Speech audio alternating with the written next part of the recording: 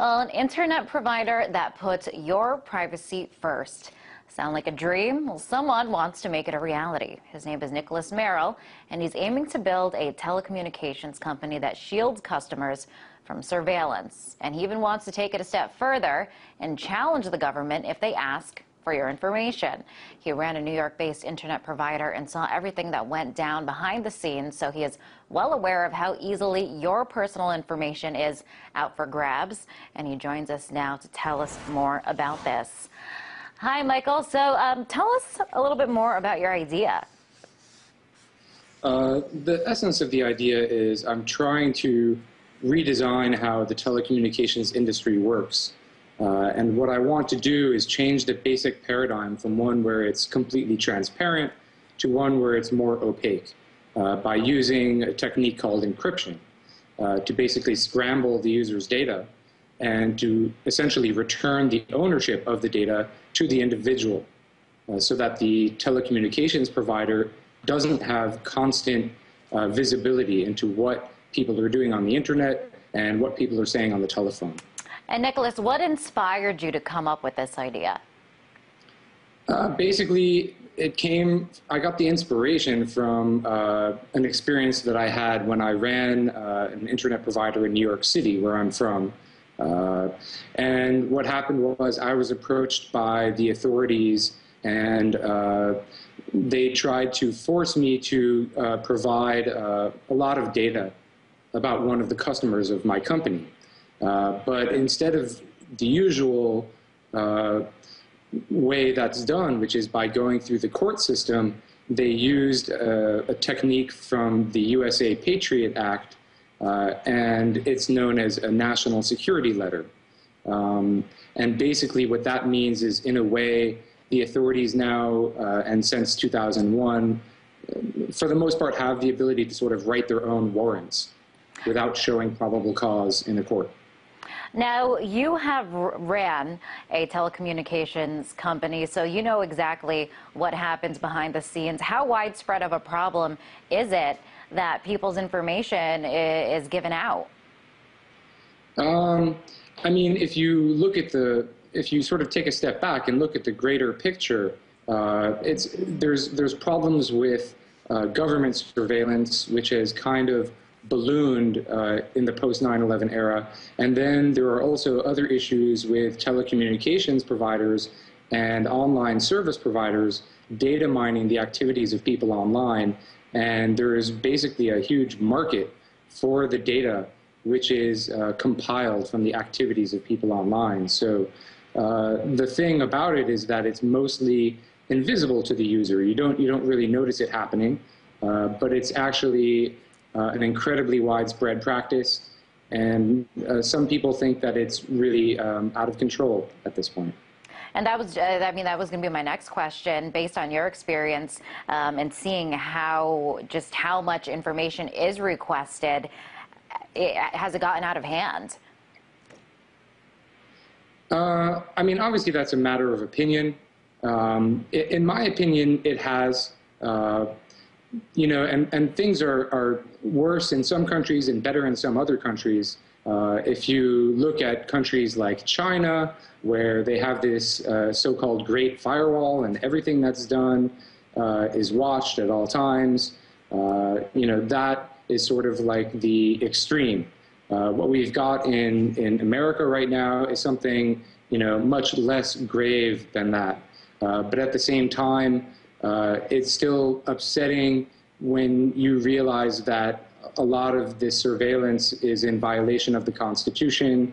And, you know, people that I know sometimes have the feeling that this type of consistent violation of the principles upon which the country was founded can tend to sort of rot the underpinnings of the rule of law from the inside out, and that in and of itself is a very upsetting prospect.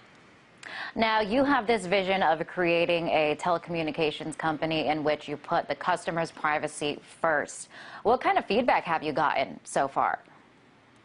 It's been incredible. There's been a huge surge of activity on social media, particularly on Twitter. and on some other sites such as Reddit. There have literally been, thousands and thousands of people writing me emails and donating money through a fundraising website on which I've started a campaign. Basically, within a day, I had raised nearly $50,000, so it was practically overnight. Much of it in very small donations, like in the $5 to $10 range. But what's so exciting about it to me is that it demonstrates in a very concrete and calculable way that there is a market for privacy services, a very strong market that I think is being driven by the knowledge of the deterioration of our privacy in this modern world with automated surveillance. Wow, and it certainly seems like there is a lot of interest in this. Nicholas, how close are you to starting this project? The biggest missing hurdle at this point is simply a matter of funding. And if things continue with my fundraising progress the way it's been going, things are looking very up. I could definitely use more support, and it's not even so much a matter of the number of dollars that people give, but it's a matter of demonstrating that there is a market for privacy that I'm really excited about. So, I mean, in theory, if I could get enough money, if someone gave me all the money that I need today, which would be, a couple of $1 million, I could have it up and running, I think, by the end of this year. Okay, so let's say you get the money, you're able to launch this company, you put your customers' privacy first. Just want to ask you, how realistic, it's a great idea, but how realistic is it? I mean, especially, let's say the FBI or the government demands this information, that you'll be able to fight back and not disclose this information if it's demanded? I think it's perfectly realistic. I mean, number one, I have fought back before and refused to give information when the request wasn't in compliance with the law. So that I'm not worried that whether that's possible or not. That I've got experience with. Whether or not it's possible to build a service that works the way that I'm talking about, I think is absolutely within the realm of possibility. In fact, basically all the tools that you need to perform this type of encryption exist now. It's simply a matter of redesigning the way the telecommunications system works to use encryption technology and security technology to the maximum amount possible. So really all I need is a facility to house all the servers and machines, and I need some money for staff, and then we're really on the road. That's all it takes. So clearly a lot of interest in this, and people probably watching saying that I want to have this as my internet provider. Is this something that you could do affordably, do you think? Absolutely. Part of the reason why I want to do this as a nonprofit organization is because I'm not really looking to get rich with this. I'm looking to have a change in the way the telecommunications system works, and I'm looking to try to transform the telecommunications industry and pull it in a positive direction by demonstrating in a concrete way that there is market demand for more privacy. All right. Nicholas, a great idea. Wants to put your privacy first. That was Nicholas Merrill, Executive Director of the Calyx Institute. Thank you.